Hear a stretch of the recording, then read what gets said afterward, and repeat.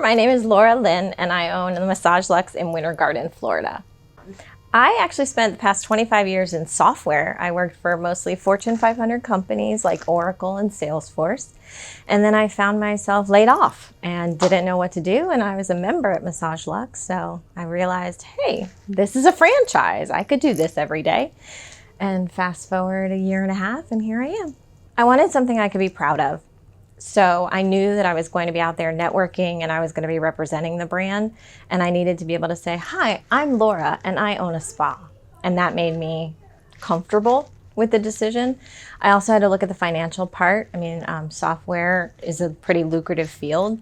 So I needed to make sure that whatever we did was not only going to meet, but supersede a software salary.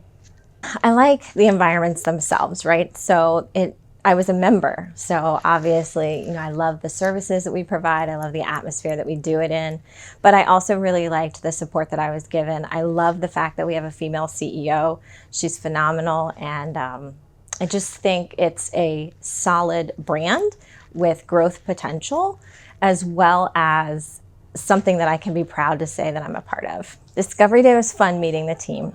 It was also really fun to hear the amount of support that we receive as owners, not just from a marketing standpoint, but training, software, systems, processes, just pretty much everything, as well as, I stay in touch with my franchise representative. We talk all the time.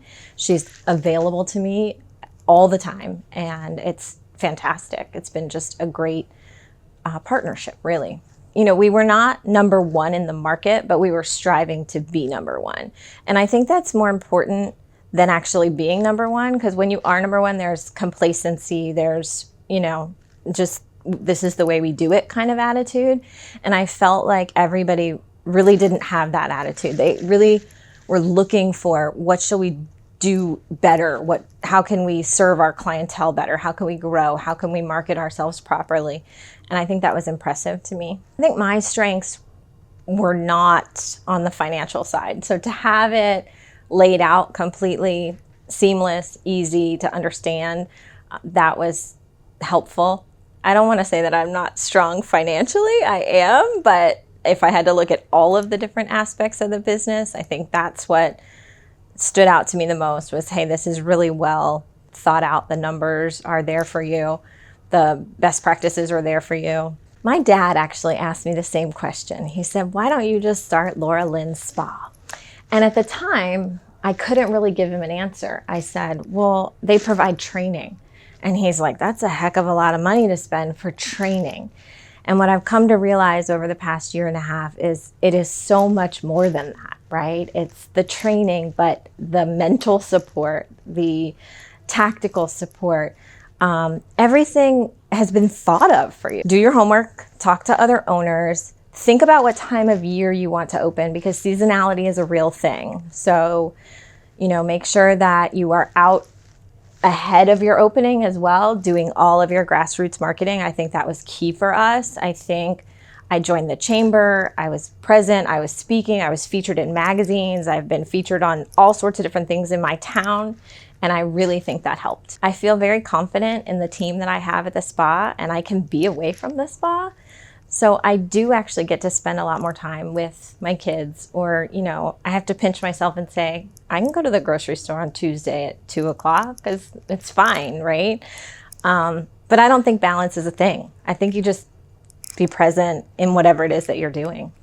And who cares about balance? So I'm huge into wellness, right? I think that corporations are starting to really focus on it. People, individuals are starting to focus on it. And our peer group, as we age, are really starting to focus on it. So I love that I can provide that service to our community. And I teach my therapists that this is not something that should be considered a luxury. It should be considered part of your wellness routine. Because that not only keeps people coming back, right, but it also leaves a different impression. And if financial times get tough for customers, they're going to cut their luxuries, but they're not necessarily going to cut their wellness practices, right? So I focus on that. We're getting to a point now, we've been open 4.5 months, where we're able to actually give back to the community. So I'm working with my accountant to see the best way to do that. whether that's events or charity engagements with the team, whatever that is. I think it's important to give back to your community because I think the community supports you. And the more people know that you're genuine and you're really there for a good reason, you're not just there to make money, you're not just there to, be another business, I think they respond to that. And so I think it's important to give back in any way that we can. We're all so privileged to be able to do this. Well, remember earlier I said I got to make that corporate salary. So in order for me to do that, I really need to own at least 3 of these things. And so right now I'm actually starting to scout out some new locations where I see growth.